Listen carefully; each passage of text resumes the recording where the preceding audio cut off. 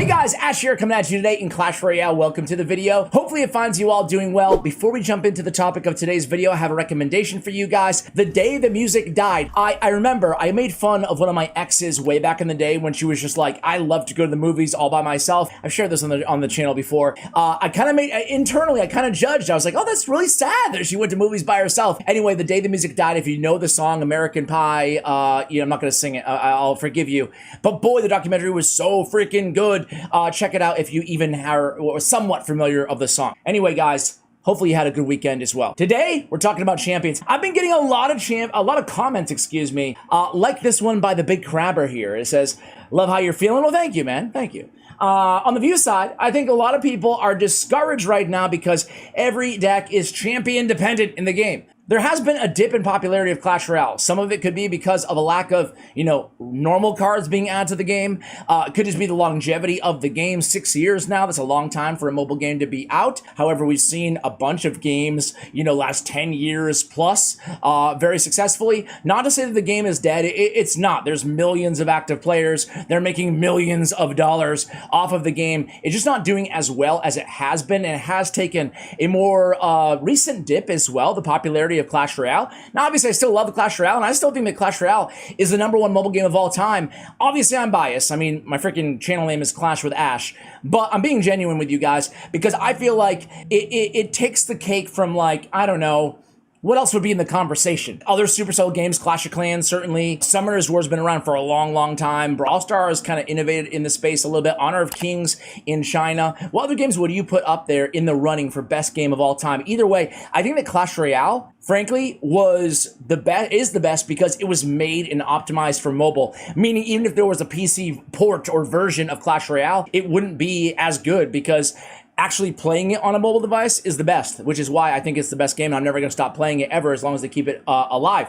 However, popularity, a little bit of a downtrend. So now that we've established all of that, right? It took us 3 minutes to get there, but we got there. Got a little bit of useless documentary movie knowledge as well. I looked on Reddit and I found actually 2 amazing posts highlighting why champions could be the source of this overall discouragement, like the commenter said. 2 different problems. Number 1 is the 3-card cycle problem. And number 2 is free-to-play will literally never be maxed. Warning, math. So massive shout out to quirky_job7205 and a big shout out to Alex Pasito. So let's start with the 3-card cycle problem. It seems like these guys could be onto something here. Champions in a vacuum are really cool. Really cool, right? I like all the champions, and I was a fan when they added them to the game. But now, after the proverbial dust has settled a little bit out there, is there more information to be gleaned and maybe even some more information that we can process in a negative light? So 3 issues. The 3-card cycle problem. You guys know what the 3-card cycle is, right? When you have a champion down on the arena, all of a sudden, instead of a 4-card cycle, you have a 3-card cycle because you can't play 2 champions. So the rest of your cards cycle quicker, right? So when we say 3-card cycle, that's what we mean. Inherently, that is a massive advantage any deck that you are playing a champion in, okay? So I'm not going to read it all verbatim. I'll read a little bit of it, though. I think it's safe to say that all 4 champions are top 10 cards in the game. So I wouldn't even say that. I wouldn't put the Mighty Miner personally top 10, but it's still a very dynamic and you know what? You could probably make a case just because of the 3-card cycle that it is a top 10 card. In a game with over 100 cards, this is a problem. The biggest issue with champions isn't necessarily their abilities themselves, but the overall effect of having a champion in your deck has. I am mostly referring to the 3-card cycle. The 3-card cycle completely breaks what the game is all about. Higher cost cards are now more effective than lower cost cards, but they cost you more and make your cycle slower, so you can't play that card as much. The 3-card cycle allows a 4.0 average deck cost to outcycle a 3.0 average deck cost, which destroys one of the main factors that makes this game unique. Even if the champion does nothing but sit on the map, it is still more effective than most other cards in the entire game because it gives you a completely unfair edge over the player without a champion. Considering that the champion cards themselves are already overpowered, I think the factor just pushes them way too far and they need to be a change. Dude, I have to say, I kind of agree with this. Man.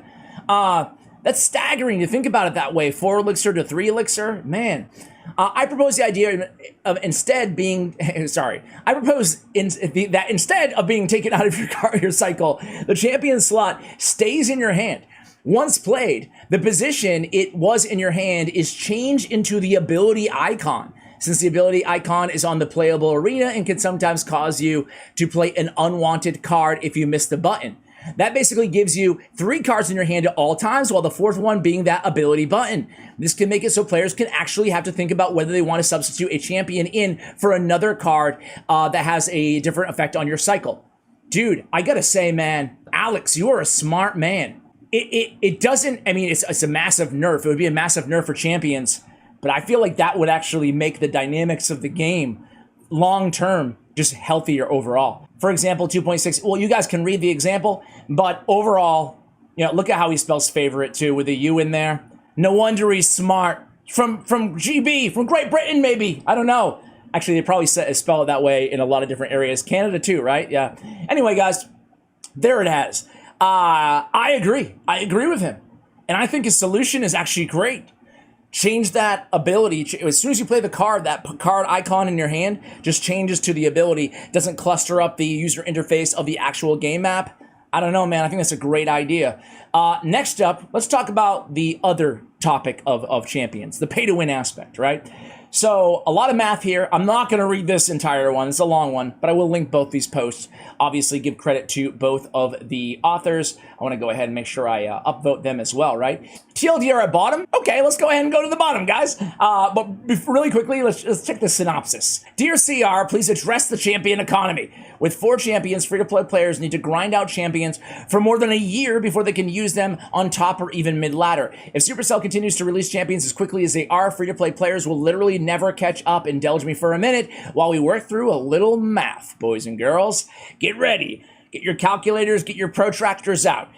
We currently have 4 champions. It takes 2 cards to get 1 champion to level 12, 8 cards to level 13, and a whole frickin' 20 to get the champion to max. I love the whole frickin' 20. In total, that is 120 champion cards to get a champion to max. For free-to-play players, there are 3 ways to get a champion: from a pass, number 1, from a chess cycle, number 2, and global tournaments, 10 wins. Considering how you're given 2 free champions when you level up, that leaves 118 champions to grind out.